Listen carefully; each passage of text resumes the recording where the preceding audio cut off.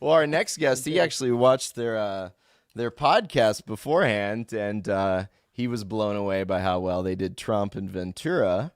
And I'd just like to introduce a little bit about my friend Bill Stack. I didn't want this podcast to just be about big names. You know, Bill is a big name, but he's a local guy that I know. He's my friend.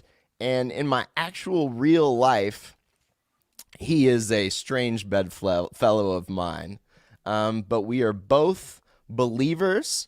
I think Bill's a little more on the right than me. He's a Trumpy fan. I hope he doesn't mind me saying that. But he's got a very interesting history. He manages money. He does a weekly YouTube show called The Metals Minute.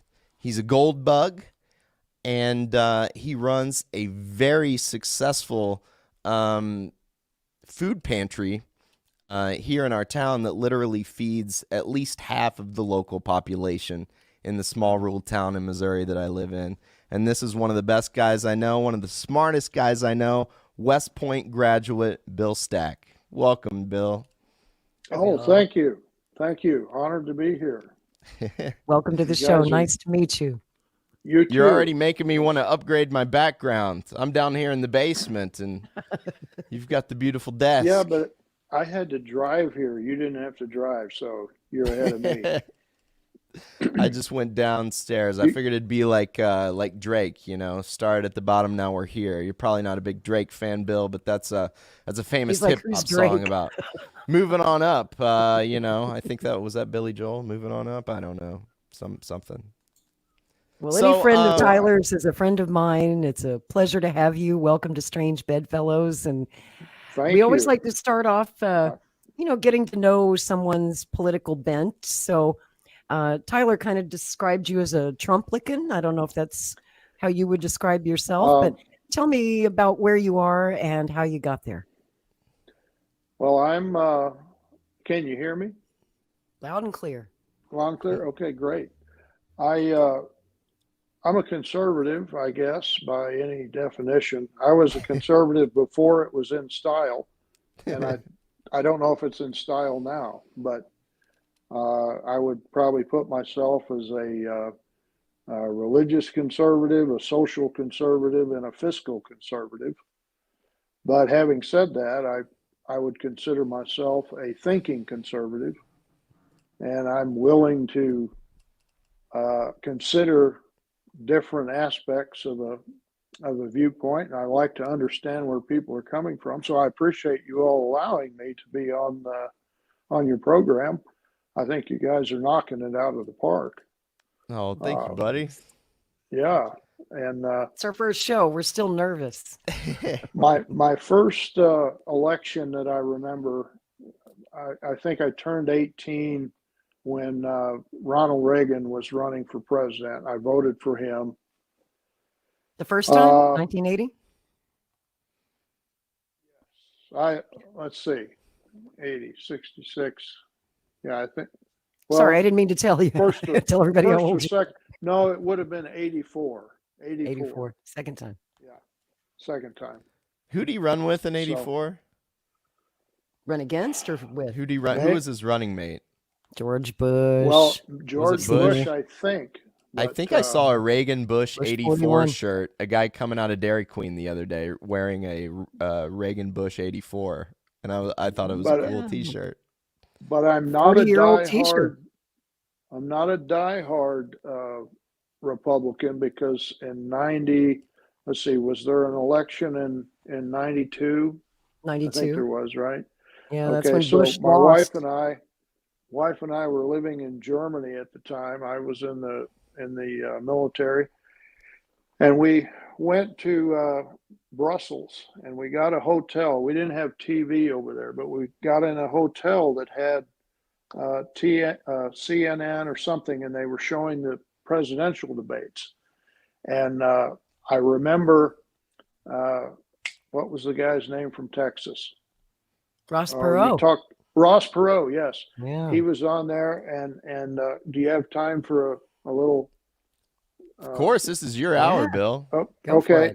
Well, he was on there, and he talked about the interviewer asked Bill Clinton why he should, what qualified him, and he talked about being the governor for so many years, and she asked George Bush, and he talked about his experience in government, and then Ross Perot, after Bill Clinton talked about being the governor, he said, "Well, I don't think just because you run a mom and pop store on the corner that qualifies you to be the CEO of Walmart."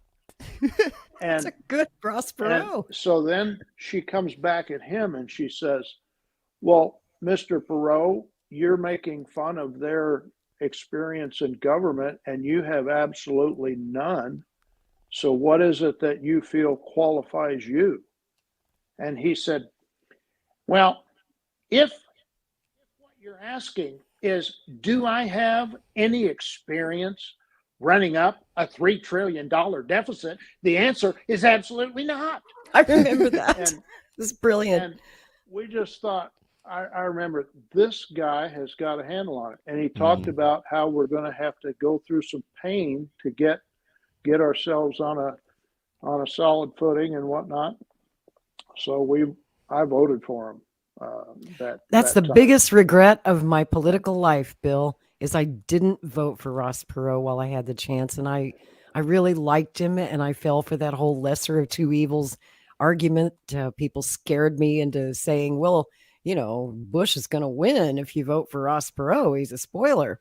And so I did the dumb thing, and I voted for Bill Clinton, and boy, do I regret it. If I could have a do-over on any election at all in the whole history of my life, I'd like to go back to 1992 and do what you did. You were smarter than me.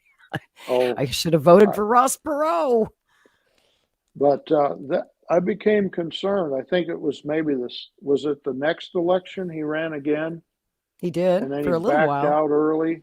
Right. And I heard that somebody threatened his family or something. And that was kind of my introduction to this idea that there's someone else running things and another outside entity that was influencing our stuff. But that was sort of your red pill moment when you're waking up. Well, I would say a really light red pill, because I still wanted to believe that everything was okay, and I could generally believe what I was told, and but I'm way over that at this point. I don't.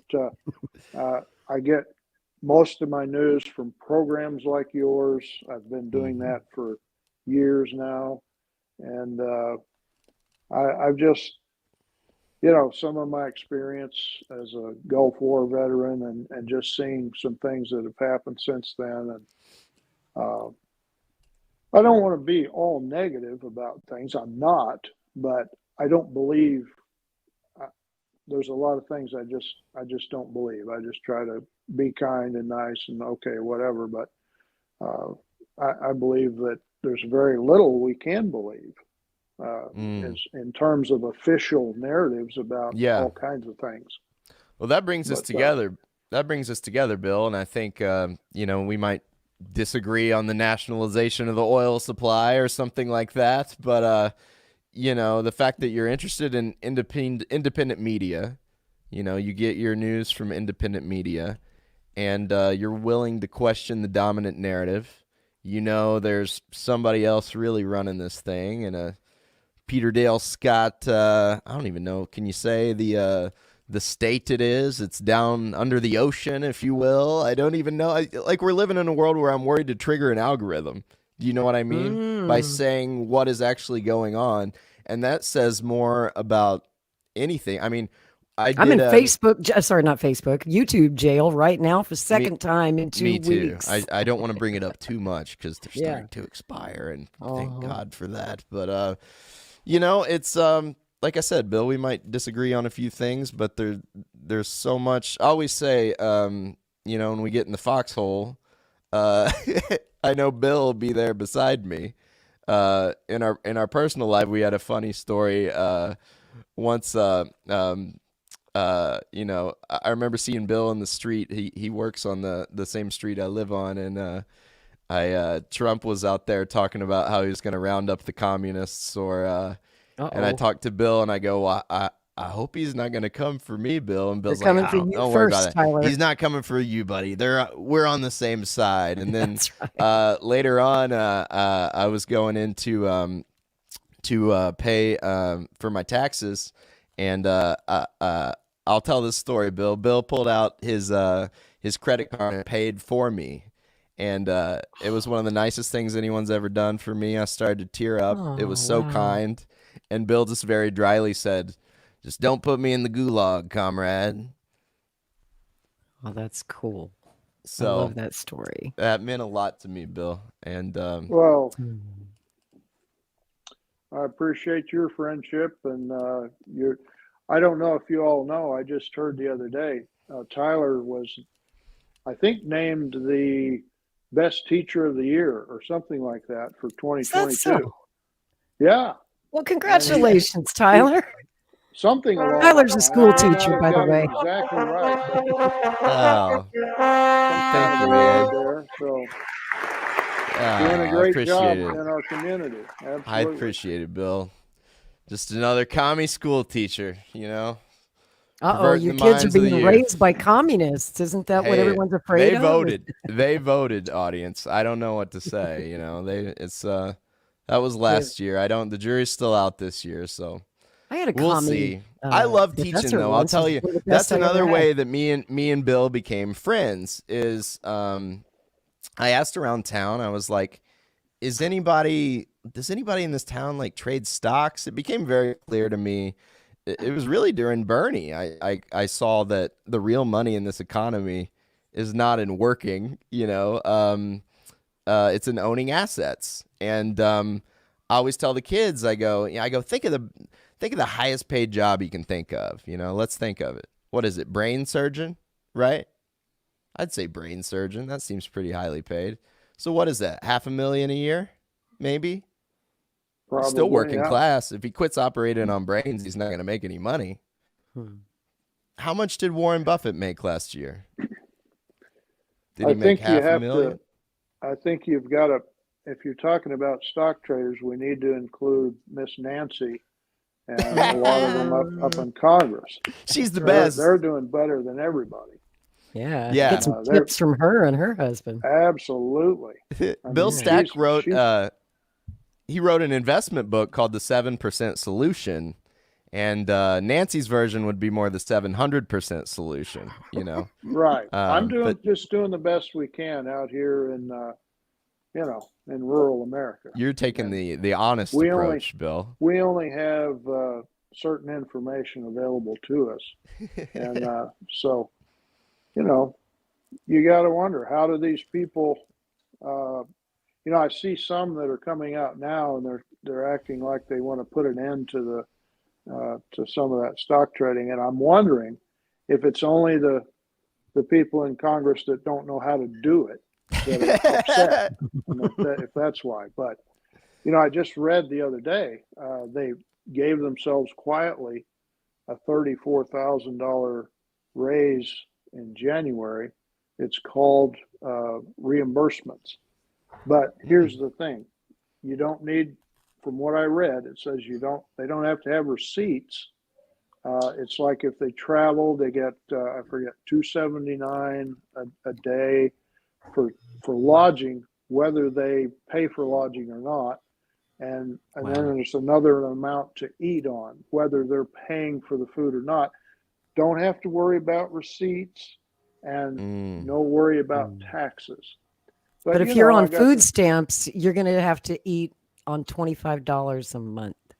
If you're on food stamps, you need to open a leveraged futures trading account and start, turning $100, 50x leverage. You need to play the game. Don't sit back and collect. You got to get in there. But I thought, that seems like it should be something that was maybe more widely discussed before it was put into place. They always sneak them in like that, though. It's not, they don't call it a raise. They call it reimbursement or some other way to kind of sneak that in before the people have a chance to express their outrage. Who couldn't use another 34 grand? I mean, I could. You sure. could. I'd find a Bill, use I had for a it. question for you. Since yes, ma'am. we have a lot of here on the U.S. Tour of Duty Network, we do have a lot of veterans in our audience, members of the armed forces, current and former. And of course, this whole channel revolves around our friend Scott Ritter, former Marine and UN weapons inspector in Iraq. So since you did a tour of duty yourself, I understand you're a Gulf War veteran of the first Gulf War, right? Back in 1991. And I just wanted to ask you your feelings and how you felt about the first Iraq War and the second Iraq War, and if your feelings on that war changed in those, decade and a half before we went back into Iraq. Your thoughts on that? I was also interested, Bill. Scott was the premier weapons inspector in Iraq. Wasn't that correct, Lori? He had that famous interview with Joe Biden in the late 90s. Congressional testimony. I think you had some thoughts on that too, Bill. What are your thoughts on Desert Storm, on the war in Iraq? Well, how much time do you want me to talk about that? You might have to condense it a little bit. Okay. Well, I was I don't know what the best term would be, maybe a reluctant warrior. Senior year at West Point, you would pick a branch. You had to pick a branch, and so they had this major that was talking to all of us, and they said, "Don't go armor. Armor is dead. Make like tanks. Stay away from tanks. You know, the wall in Germany came down. There's no enemy anymore for tanks. Don't do that if you want to be where the action is. You need to stay light." So the latest engagements was Grenada and Panama. So everybody thought armor's dead. Well, I got to thinking about this, and I thought, well, if armor's dead and there's no action, that might be the safest place for me to go.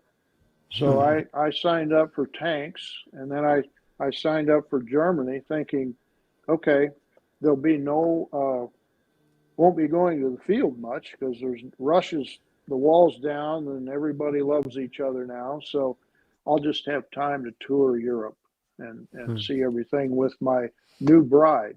I hadn't met her yet, but I was committed to finding one.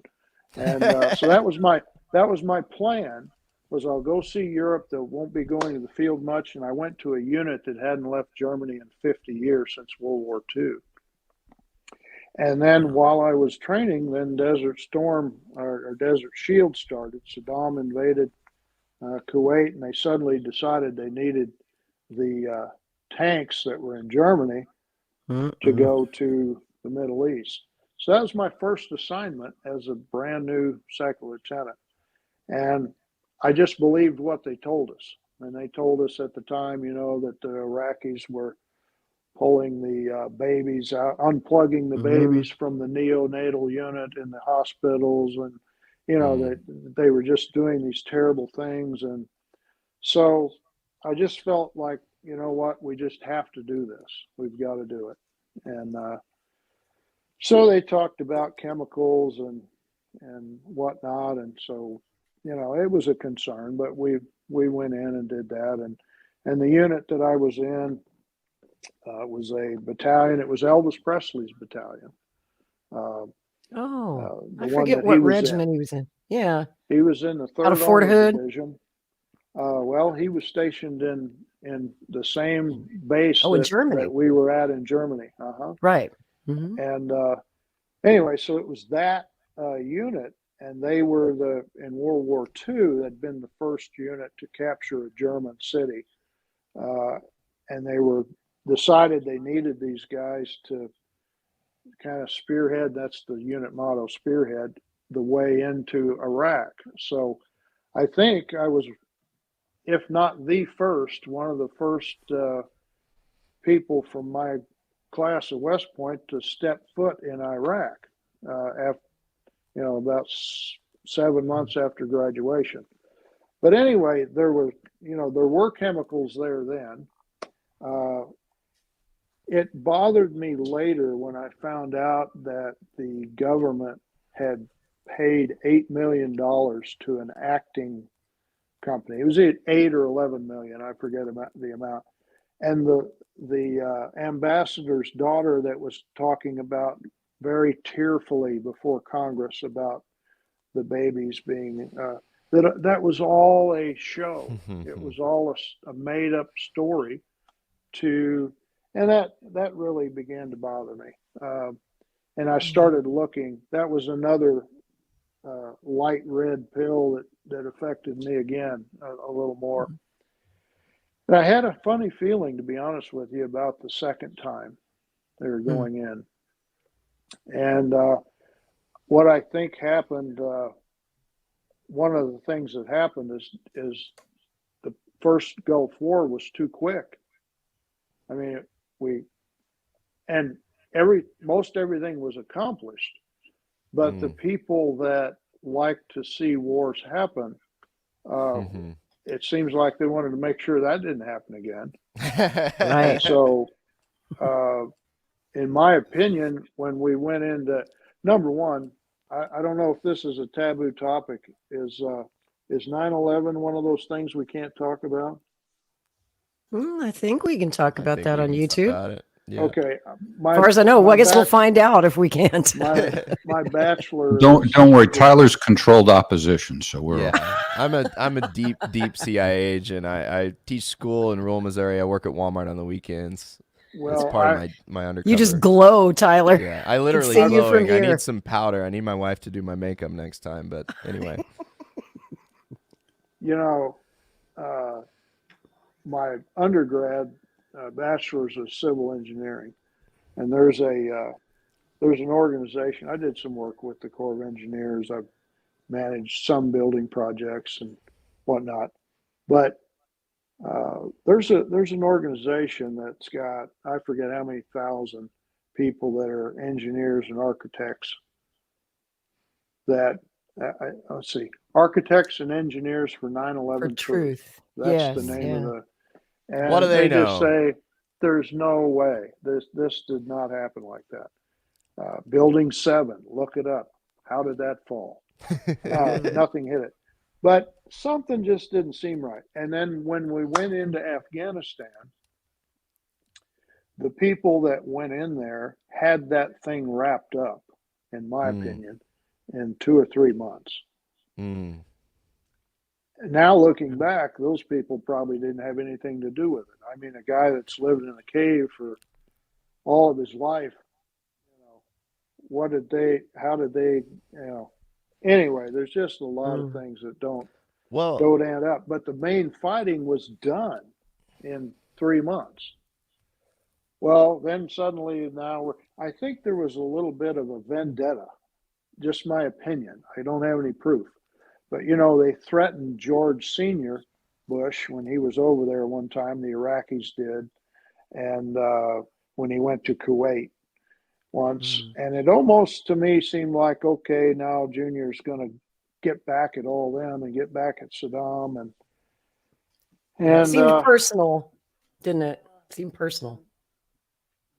There were weapons there the first time around. And here's the part that I also don't like. The reason he had them is because we sold them to him. Yeah, that's right. We wanted him to use them. That's the Bill Hicks line. We just looked at the receipts. Looked at the receipts. And when you go in the warehouse and it says "Made in USA," I mean, it doesn't get much more blatant than that. And I know we wanted to stop those weapons, but we acted like that he was the bad guy. Well, what does that make us for giving them to him? There you go. So I just began to, I believe that war should be rare and fought to win and win as quickly as you can when you have to do it. But it just began to really bother me, and still does. Because we're still there. Well, we're still not completely out of Iraq. And you're not supposed to make life worse for the people and we felt welcome when we were there. I mean, back then people seemed like they were grateful that someone was trying to help, but I don't like the way we left after the first time. We left a lot of people in a lurch, and we told people we would be there for them, and then they left a lot of those people in the north and in the south. Kind of, a lot of them got slaughtered. Sounds like what we just did in Afghanistan too when we left. We're like, well, good luck. Well, wasn't that blatant, but almost. Yeah. To bring this together, Bill, in the famous documentary, The Corporation, there's a trader, and he says, I know it's wrong, but everyone that was trading gold on 9/11 thought, what is that stock chart doing? And I thought this might be a way to bring that together. We can tie it into war. I got a clip here from Bill's Metals Minute. It's about it's a little over a minute, and Bill's going to talk about Russia and China moving towards gold and away from the U.S. dollar. So let's check this out, and then we'll real money. Yeah, we'll get Bill comment on it. We have the Federal Reserve hiking rates, and other analysts are calling for $8,000 gold in this decade. And there are various reasons for that, but almost all the reasons include the effects of inflation on our dollars. Now, we also see reports that have come out. Russia was not revealing their gold holdings for a period of time. They have opened those back up, and it's now known that in 2022, over the last year, they increased their gold purchases by 1 million ounces, or about 31 tons. And so that's been an ongoing theme with Russia. And as you know, if you've been a reader of the column, some time back, they reduced their treasury holdings, and they reduced their dollar holdings, and they've replaced a portion of those with gold. And so that's something that you and I should probably consider as well. Much of the world is moving away from the dollar as a reserve asset, and they're moving towards gold. In fact, there are approximately 16 nations that are waiting to join the BRICS family of nations, and they will not be using dollars to transact business. 2/3 of the trade already between Russia and China, and let's talk about who they are in terms of their place in the world. We're talking about one of the largest energy exporters and one of the largest energy importers. And over 2/3 of their trade is now being done outside the realm of the dollar. Yeah, it's pretty amazing, Bill. What's going on? Now you learned to speak a little Russian at West Point, right? Okay. Why is Mr. Putin with his PhD in economics? Why are they moving towards gold? Why would they do that? Well, it's been a. Do you want a little Russian now? Sure, Please. of course. Yeah. Здравствуйте. Сегодня я хочу рассказать немного о себе. Меня зовут Bill Villavich. Oh man. Nice. Hey, nice. we get a lot of Russian listeners. Scott, like millions of people listen to him in Russia, so Some people up watching right now in the middle of the night in Russia. There you go. That's amazing. Yeah. Fantastic. Very we might cool. even have some Russian comments coming after that. They're we're part of the reason they're doing that. We have been, and I don't mean this. Listen, I love my country.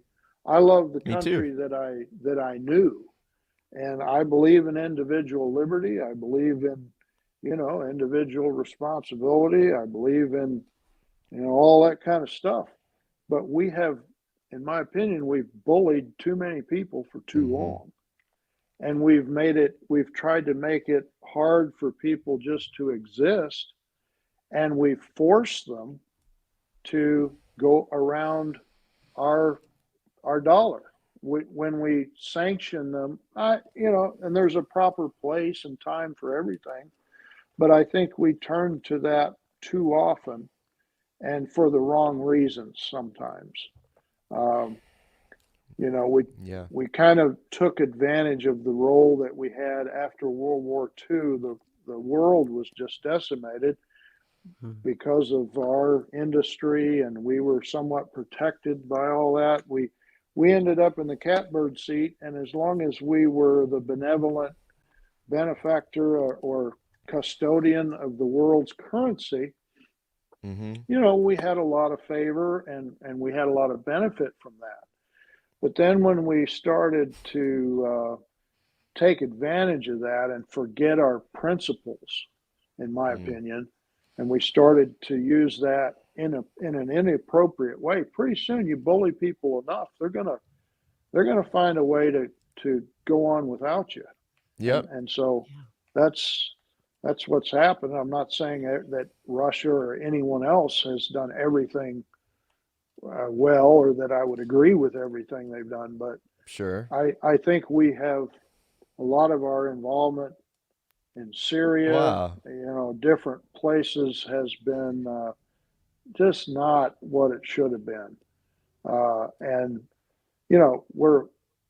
we've used the dollar as a hammer, and so after a while, we can't. It's hard not to understand why other countries don't want to, and especially under the Biden administration. I mean, just did some things that were just like he tried to bully the Ukrainians into firing that guy. It's like nobody paid attention. Now he's still trying to do that to them, and he's going to be doing that and trying to do that to the American people as well. So I don't have any use for that, and I think we abused our privilege of maintaining the world reserve currency, and it's forced people to have to go around us. And the gold has been around for, it's been useful in that way as a means of conducting business, transacting business, and as a store of value for thousands of years. So it's just a natural thing. Iran has been using that to buy oil. Supposedly we sanctioned all these countries about their oil. They just take it out in the middle of the ocean, turn off the transponders, transfer oil to another tanker, and sell it on the black market for gold. And so that's been going on for at least 5 years. Yeah. In a big way. It's amazing to me because what you're saying is things I hear on what would be socialist, like it's a Marxist analysis. But what it really is a realist analysis. You're saying what's really going on, and that brings us together, even though we might disagree about this or that. Like, we're trying to see what's actually going on in the world. And that's why me and you are friends, because you turn on the media, they're not trying to tell you what's actually going on in the world. You got to get on the internet. You got to get on Strange Bedfellows or the Duran or Scott Ritter, like it's out there, but it's hard to find. You have to know where to look. And another thing sometimes they say is, well, if you're pro gold, you're not very patriotic. Well, then why are we sitting supposedly on 8,000 tons of gold if it's not patriotic? Give me a break. Hopefully we still. You sound a lot like my hero, Ron Paul. I'll always try to sneak Bill like Lenin or Marx. It never goes over well. I'm sure he just throws it immediately in the trash. But at the beginning of Capital, Marx spends chapter after chapter proving how gold is the real money and then trying to figure out why it's valuable. And before he gets into the whole labor theory, so, I mean, if you're a realist, gold is real money, real value. And I don't know. Both sides of the fence see that, It's interesting. I just want someone that tries to find the truth and isn't trying to BS me every minute of my life. I haven't verified this, but I came across a report 2 days ago that someone that President Biden has nominated as one of his main financial advisors had taken a position previously that we need to sabotage the dollar as being the world reserve currency and just knock it off of that perch. And so a person that actively had that as a goal, I'll tell you, you couldn't do a better job of it than some of the stuff they've done in the last really couldn't. 2 years, really. You really couldn't. Not that it wasn't already kind of going in that direction, but I think they shortened the lifespan by several years. Yeah. With what they've done with Russia. Well, the only thing that makes sense is they're Malthusians trying to reduce the population or something. I mean, if that's not what's going on, then it's just utter incompetence, and it's some sort of blood hatred for Russian Slavic people, kill Putin at all costs. It's almost too stupid to be stupid. As they say. This has to be almost by design. Yeah, it's cutting off your nose to spite your face. The dollar will still be important. Don't get me wrong, but it used to be used for 80% of world trade. We're down to maybe 58, 59% now. So, it's something. But we could talk about that literally forever, and I want to. I want to have Bill back, definitely. But I want to share with the people, since we got about 13 minutes left, I want to show one of the coolest things that you're doing. And Bill Stack, audience, is incredibly humble. He would never sing his own praises. He will give all this up to the Lord, and rightfully so. But you just need to watch this. So I tried to cut it, and my little downloader didn't quite work tonight. So I'm going to share this tab here. This is Bill giving a TED Talk, and I'm going to jump around and show a couple different parts here. So here you go. This is Bill talking about the food pantry he does here in Salem, Missouri. I was just going to ask about that. You beat me to it. And it doesn't want to play. Have great riches and wealth. We had $300. Is it not playing? There we go. Got it. Now, in a room this size, I would say that we could probably almost come up with $300. Can you guys hear it? That's all. It's a little low. We had a handful of people. We didn't have great numbers. We had a handful of people that were willing to commit to a year. And we didn't have an army, but we had the power of all those things. As soon as we signed a 1-year lease for a building downtown for $300 a month, all of a sudden, organizations, individuals, and even government agencies reached out to us. So you started with $300 and just a handful of people. So here's what it ended up being. That brings us to where we are today. We're in a 12,000 square foot facility. It has an acre of paved parking, and we have a clear title to the building. I may not have mentioned, in 20 years, we have never scheduled or hosted a fundraising event. We have never borrowed any money. We didn't know what we were doing. Still don't. But what happened is during the pandemic, our numbers increased. We were up to, let me back up to the great financial crisis, 2000. So we'll fast forward to this. This is where Bill talks about just how many people they're feeding. Actually, the Missouri National Guard got involved and started helping with the organization. I'd like to come help you do a drive-through food pantry.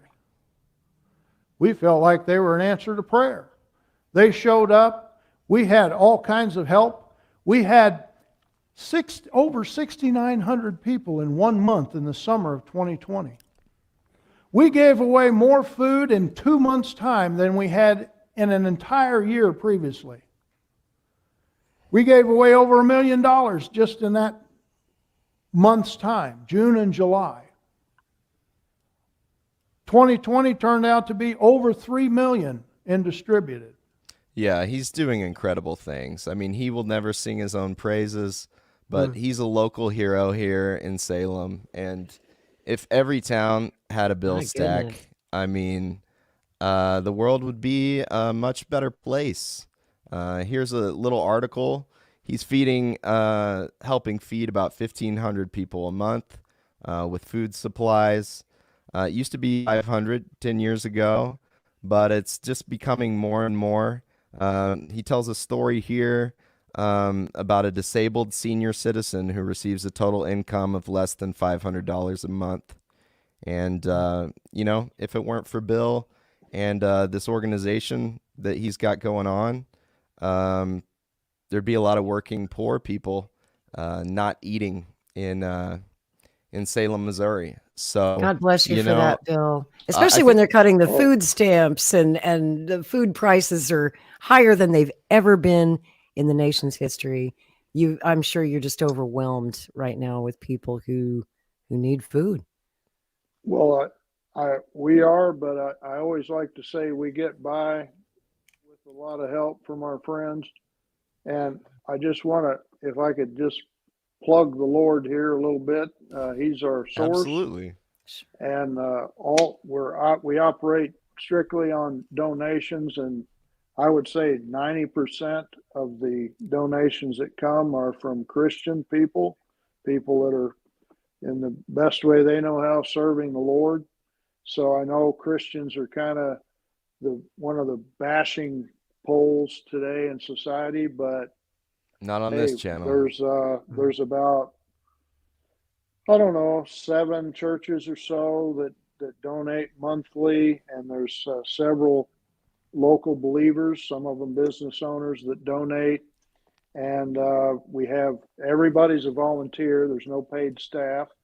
And so we have a lot of retired folks that help us out. One guy, he's 92 and he's there every week. And he says he just wants to help seniors. And there he is, 92, a senior himself. But have a lot of veterans that help out. We've got all services represented. But God's good. He's been faithful. This started as just a church mission project. We used to give, they used to give about 30 baskets out at Christmas time. And we had a missions budget. Just like, we teach people to give. We believe the Bible teaches us to give. So the church gives. And so we were helping a lot overseas. And back around 2000, we just began to look around and realize, wait a minute, that's great what we're doing overseas, but pardon the expression, our own nation here is going to hell in a handbasket. Amen. What can we do to help out locally? So we rediverted some of the fund, not all, but some of the funds that were supporting missionaries overseas, we've dedicated to this. And that's kind of how that started. And then others have joined in. And so there's a lot, we give the glory to the Lord, and we thank God for his people that are, faithful to help out in whatever way they can, monetarily or in time. Some do both. And, people just, the Lord's given us favor in the community, and I have to thank the community as well. I mean, if it wasn't for others helping, right, there wouldn't be much we could do by ourselves. But in that TED Talk, I want to give the Lord a plug. I want to give the Word of God a plug. Jesus said, "You shall receive power when the Holy Ghost has come upon you." And when you look up that word power, it includes things like, the power that belongs to riches and wealth, the power that arises from great numbers, the power that rests upon armies and hosts. And even if you don't have those things, you have the power of it. And that's the only way we believe all this has happened. So we give thanks to the Lord. And hey, I'll put another plug for Tyler. Once a year, the high schoolers come, and they volunteer for a couple hours. And there's usually a staff member that comes with them. Tyler was right there just a few weeks ago with them, and he was just working away. So that was me this year. God bless you, brother. And God bless that sounds you, like brother. a Tyler I know. Yeah, that's right. Well, I want to see Right. more of that. I mean, in my organization, CPI, we're kind of a think tank. We do conferences and talk about geopolitics. But, the Black Panthers used to have a free breakfast program, and that used to be a cornerstone of the left, was actually helping in the community. If you go further back, there was the social gospel in the 1910s, 20s, 30s. If you read Eugene V. Debs or Wallace Wattles, I got an audiobook of Wallace Wattles on my channel. It used to be pretty like this, that if you're a Christian, you actually help in the real world. You help feed your community, and Bill's a shining example of that. And I just want to be involved with what Bill does as much as possible. I want to be around people like Bill as much as possible. And, some leftoids on the internet arguing about which bathroom to use, where Bill's out here literally feeding half the town. So, catch up. Great work, Brother Bill. Great work. Indeed. Great work. And Bill, I wanted to ask you before we go, where can people find your work? Where can they learn more about you and support you? Oh, well, you can, they can keep us in their prayers, and we'll repay the favor. I was telling Tyler, I kind of started using this social media stuff, but I don't know that I'm doing any of it right. But your Twitter looked good. I've got a Twitter thing, and I'm on Facebook, and we've got a food pantry website. I wrote a book. If you go to my Twitter, it's got a book, a link to the book, and it's got a link to the TED Talk and a link to the other thing, the Metals Minute. Metals Minute. I had a bunch of sermons on our church website, and I think I may have been addressing topics that were not kosher, and the whole website got down. Oh no! And it wasn't just mine. There were some other churches that got removed too. So we're just kind of rebuilding that. So it doesn't have a lot on it yet, but anyway, it's at salemfullgospel.com. And speaking of breakfast, we've got men's prayer breakfast at 9 in the morning, Tyler, if you're free. Is that tomorrow? Homemade biscuits and gravy made with real bacon grease and sausage and is that out at the church? Man, if I start driving now, how fast can I get to Salem? That sounds good. Well, you text me the details, brother. I'll wake up for that. Shameless plug. You said something about there you go. having breakfast, so I thought I'd throw that in. You can share scripture, but we won't be talking much about communism. No offense. That's fine. Fine. Until we nationalize Godless the farms, communism, huh? You're going to have to do our work for us, Bill, and you're doing a better job of it than most of anyone's I know. So God bless you, sir. You're an American hero. I hope you get to talk to Scott Ritter one day, because I think you guys would have some really interesting conversations. I would be honored. I've been honored to be on your show, and I think that I've never met the Jackmans, but they're doing a great job too. I watched their interview of RFK, and I like that you all are willing to consider all these other people running with Trump. I would vote for that too. Either Tulsi, RFK, I don't even care which one's leading. But I don't think Donald probably wouldn't be willing to be VP. Yeah, he's going to play second fiddle, and I don't blame him. But he needs to read 2 Corinthians a little more, find his humble pie. Plus, he actually has been president. That means something too, right? Exactly. That does mean something.